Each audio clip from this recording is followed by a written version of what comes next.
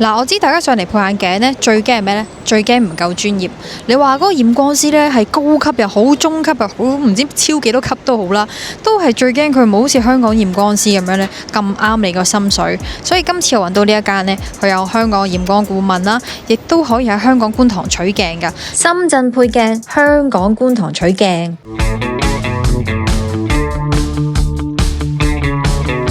北上配鏡咧，大家都知道平靚正噶啦。不過我覺得好多香港人咧都會擔心嘅。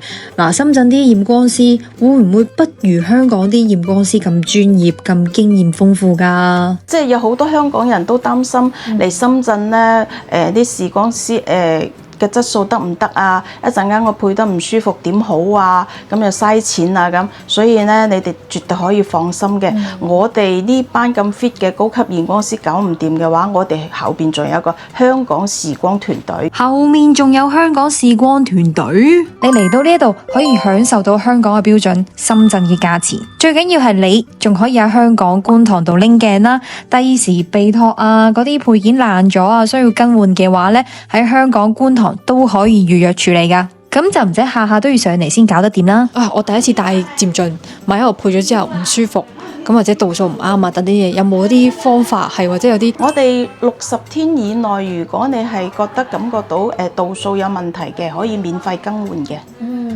係咪鏡框都有分別㗎？可能對第一次戴漸進嘅，即係可能啲近視人士嚟講，嗰個揀鏡框都好重要。配漸進鏡咧，其實揀鏡框又好重要啦，驗光師嘅判斷嘅嗰度又好重要，幫你判斷度數，仲有咧幫你點焦點啊，嗰啲又好重要啦。最後又調解又好重要啦。你少咗任何一個部分咧，你唔專業咧，都會戴得唔舒服嘅。譬如話，可能係香港人戴眼鏡啲習慣啦，即係可能香港啲視光師都會熟啲啊。點解我哋啲視光師全部都要經我哋香港視光顧問training過我哋先上班呢？就係因為我做眼鏡做咗幾十年呢，我有其他店嘅係專門係做深圳人嘅。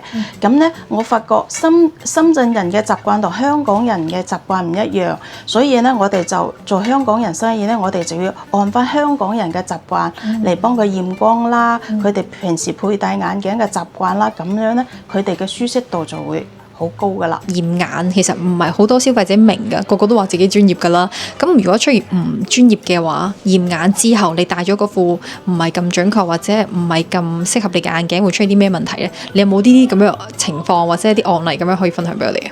有喎，啱啱前幾日有一個20幾歲嘅女仔，佢就嚟配眼鏡，我哋就幫佢驗光。佢嘅度數呢，驗出嚟呢，唔使用咁高度數嘅，可以少150度都得嘅。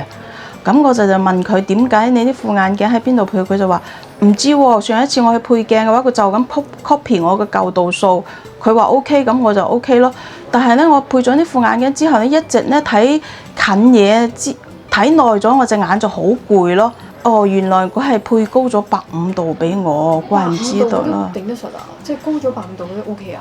因為佢後生嘛，佢嘅調節能力高嘛，咁佢咪覺得冇咩嘢咯。但係而家我哋幫佢驗翻少150度，佢都睇嘢仲清。如果長期戴啲咁嘅眼鏡咧，佢隻眼壓咧就會過高，就慢慢咁長期咁咧，就好容易延伸好多眼疾㗎。我諗呢一個咧，就算係戴眼鏡嘅人本身都未必知道有呢啲即係影響啊。我覺得係啊，特別後生，因為佢調節能力高，咁佢就覺得有時冇對比，佢就覺得應該係咁嘅咯，就自己去就副眼鏡咯，自己去適應佢咯。好多客人都會咁樣嘅，即係佢本身戴副眼鏡啦，咁佢話我呢副都度數 OK 嘅，咁咪照翻呢個度數去搞啦，又唔會話坐低度乖乖地重新驗光。咁你其實會唔會話對呢啲客人都係要求佢哋，喂，都係驗清楚先，又睇下有冇改變啊，有冇嗰個度數有變化啊？咁會唔會係即係要求個客人其實都盡量都會做到呢一步？要㗎，有啲人話就按我呢個度數啦咁，但係咧我哋都會再去驗光房幫佢再睇一睇，真係呢個度數啱唔啱佢，先嚟決定幫佢配咩度數嘅。因為咧好多人求其嘅，佢話就按呢個度數啦，因為我哋配俾佢，我哋要負責任㗎嘛，唔係話賣咗嘢俾你唔負責任㗎喎，係咪先？所以我哋個個都要求。佢雖然佢話要翻佢嘅舊度數，我哋都要按佢舊度數幫佢睇視力表，真係 O 唔 OK 先幫佢配嘅。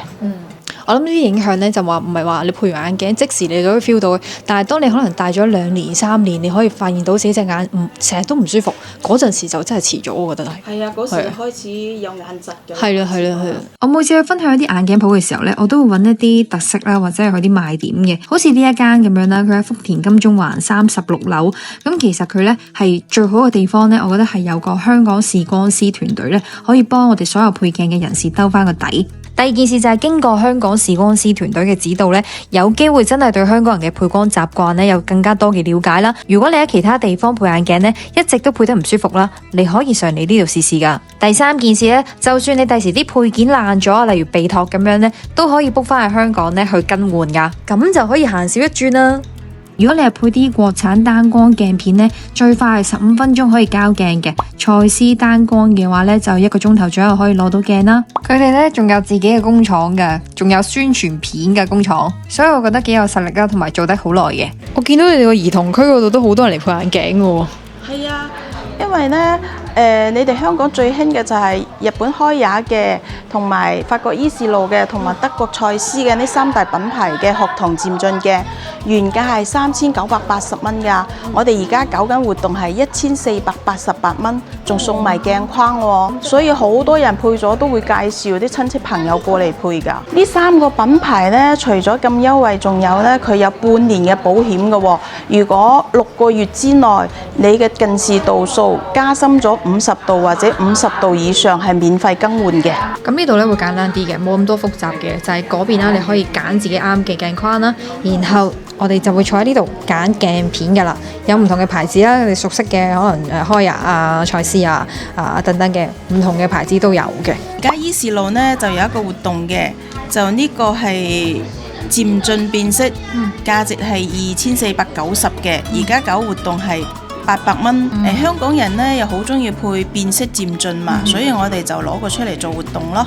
嗱，好似開也咁啦，呢個係我哋好多人常用嘅折射率1.6噶啦，咁佢係1590，折完先係556嘅啫，係漸進啦。嗱，我又介紹下呢隻係開也嘅高階啲嘅啦，佢呢隻1.6呢，原價係3890，折完先係1300蚊多啲嘅啫。咁呢個又啱啲乜嘢嘅度數啊，或者咩情況？都係600度以內都係可以配嘅。呢個係高階系列，漸進嗰個設計嘅闊度又闊啲啦，個舒適度又比頭先嗰個係舒適度係高好多嘅。香港人呢好中意配變色嘅，我而家就介紹一個性價比高嘅變色嘅0.6嘅漸進俾你哋，2980呢，折完先係1043嘅啫。我哋嗰啲單光呢都可以現場攞嘅喎，1個鐘頭或者2個鐘頭就可以取鏡嘅啦。嗱，譬如呢一個1.6嘅防藍光鏡片，1680，打完折先係588嘅啫。啱啱介紹啲鏡片計起嚟呢，就大概比香港平1/3。咁仲有暴龍鏡架啦，如果你買咗暴龍鏡架呢，就會送翻你暴龍嘅1.56防藍光鏡片，價值係680蚊。好啦，與其話我介紹眼鏡鋪呢，就不如話我自己又認識多一位呢喺深圳打拼嘅老闆啦。希望今集呢都幫到你啦。最後同大家講翻個地址，位置係金鐘環大廈36樓。好，我哋今日呢都係嚟到金鐘環大廈噶，所以喺地鐵站呢，我哋去到會展中心站 E 出口，出嚟之後喺呢條路直行，搭電梯呢記得係中層，去到36樓。上36樓，記得睇啱 lift。我哋下次見。